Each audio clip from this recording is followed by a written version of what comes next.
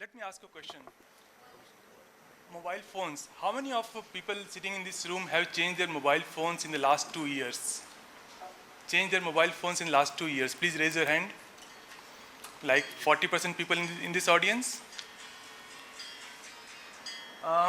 Today the Apple iPhone, if you take the case of iPhone costs like 80,000 rupees to 1 lakh rupees. In dollars, $1,000 plus. Just consider a situation like 10 years back. Would you have imagined that you are going to buy a phone costing 80,000 rupees and you are going to replace it in just 2 years or less than 2 years? Perhaps none of us would have imagined that. Not even in India, like in developing country like India, even if you talk to anyone from US, I mean, those guys, they also say that buying a phone for $1,000 and replacing it within 2 years, unthinkable. But this is happening today. And this is iPhone data, like 40% of iPhone users, they change their phones in less than 2 years. Something similar is happening in the electric cars.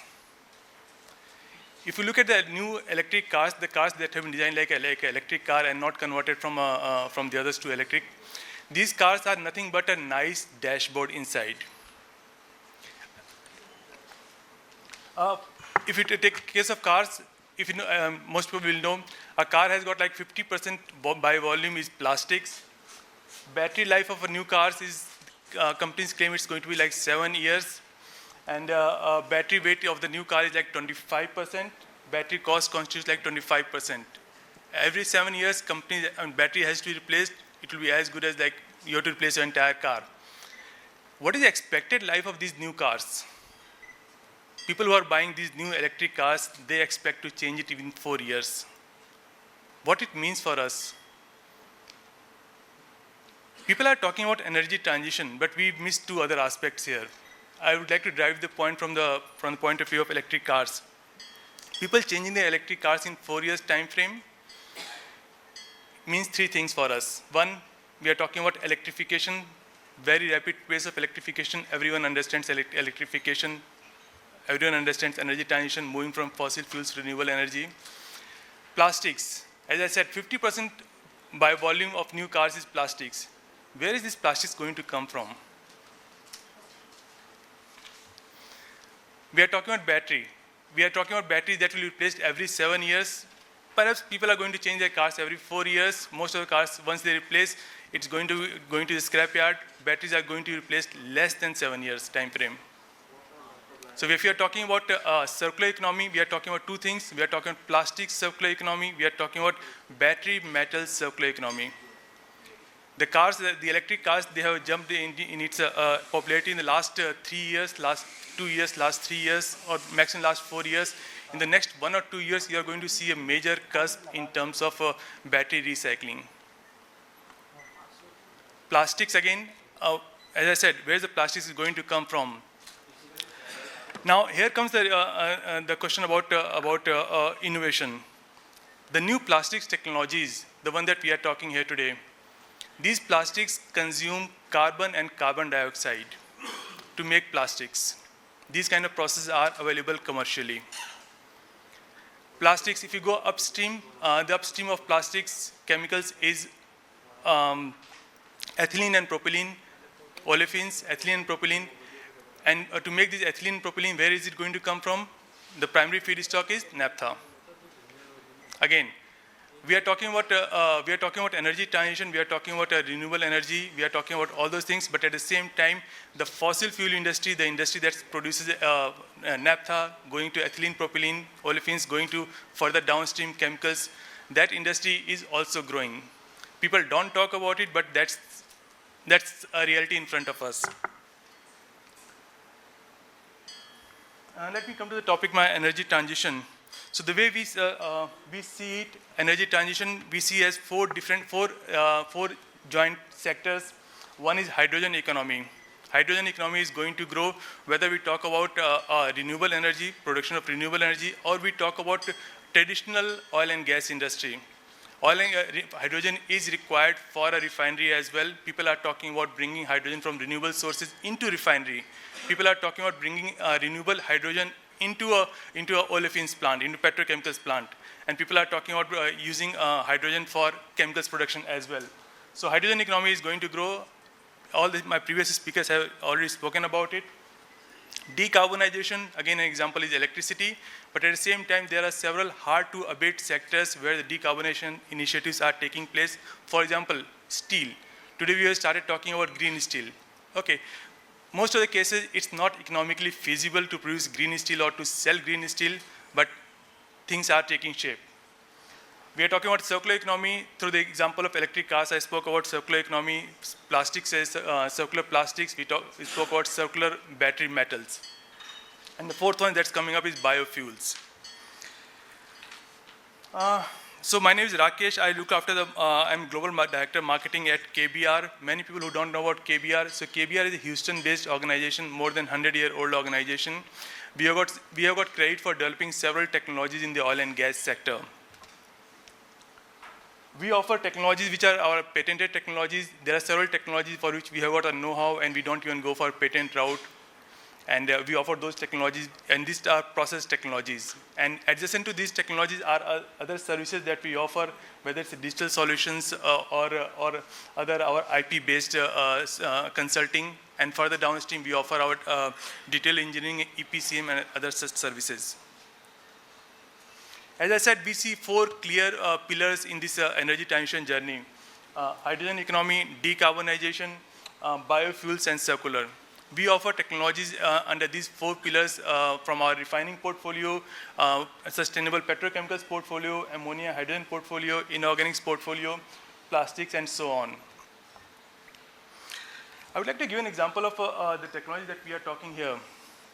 So last year, we got a portfolio of around 80 plus process technology that's used by a traditional refinery or petrochemical plants or chemicals producing companies. Last year, we launched 9 process technologies. And these technologies have been developed by one or the other big oil and gas companies or one of the refineries or one of the other companies. I'll pick up these examples. So Pure M produces methanol, and this is green methanol producing methanol from renewable energy sources. And people who don't know methanol is used as a maritime fuel, and it's also an important element for the production of textiles. Last year, we also launched our blue hydrogen technology. That's a very well-known terminology. We also launched Purifier A. That's again another ammonia technology. We also launched Purely. Purely is for battery metals recycling, something that's going to come up in a big way in the next, starting from next 1 year, 2 years onwards. We also launched a Score Clean technology. Score Clean basically refers to production of ethylene and propylene using hydrogen furnaces. Now, people who are from petrochemical industry, they will know that the plants producing ethylene and propylene, the cost of setting up such plant goes up into multiples of $1 billion. So ethylene production plant, it will cost you at least $1 billion plus. And producing ethylene propylene using hydrogen, renewable hydrogen is a big thing here. We also launched our Pure SAF technology, Sustainable Aviation Fuel technology. This is alcohol to jet technology based on cellulosic feedstock. We also launched another decarbonization technology. This is basically removing carbon from energy that powers our vehicles and homes. We launched an ammonia cracking technology. That's again a leading technology that's coming from KBR. And we have launched our Acetica technology. That's acetic acid. Acetic acid is used for the production of solar panels. All the new solar panels companies that you see, they use acetic acid for producing it. That's a big growth thing that's coming up. It's all over the world. And our acetic acid technology uses carbon and carbon dioxide in the production process. So in the beginning, when I was referring to energy transition, new plastics requirement coming up, and therefore there is a need to bring up chemicals process that consumes carbon and carbon dioxide in the process. And that's again linked to decarbonization. So these are 9 technologies that we launched last year, and we are very proud to say that all these technologies are related to linked to sustainability, linked to energy transition, accelerating innovation into this oil and gas value chain. About our offering from ammonia sector, people who are from the fertilizer industry, they know KBR very well. World's 50% ammonia is produced using KBR's technology. We have a leading market share here. Ammonia, as you know that ammonia is NH3, a dense hydrogen molecule. It's easy to ship, easy to carry, easy to ship, and easy to transport as compared to hydrogen. Most of the countries who have been producing fertilizer, they know how to handle ammonia as against handling hydrogen. So KBR is a market leader in production of ammonia, and ammonia is coming up in a big way. KBR has got several accolades to its credit. Like we are the biggest plants in the world for producing ammonia are based on KBR's technology. We have got the world records for that. And KBR's ammonia technology is known for being highly energy efficient. And as I said, we have got 50% market share in production of ammonia. And we offer our technologies for ammonia and hydrogen across the entire value chain, right from gray to blue to green, and then again converting from green back to the molecular format. In refining, we have got 100 plus years of history here. I mean, KBR was one of the pioneering companies for developing this FCC technology. FCC technology is the main technology that's used for producing gasoline, for producing petrol. And KBR was one of the pioneer companies here. And the latest accolade here for us is about a pure SAF technology, the one that we launched last year, sustainable aviation fuel technology based on cellulosic feed. And that's coming up in a big way again. Plastic recycling technology. This is a technology that we launched 2 years back. Technology was developed by a company, Mura, in UK. Last 2 years, we are proud to say that last 2 years, globally, whatever plastic recycling technology plants have come up, 60% have gone through the KBR way. So we have got 60% market share in the plants that have been launched in last 2 years.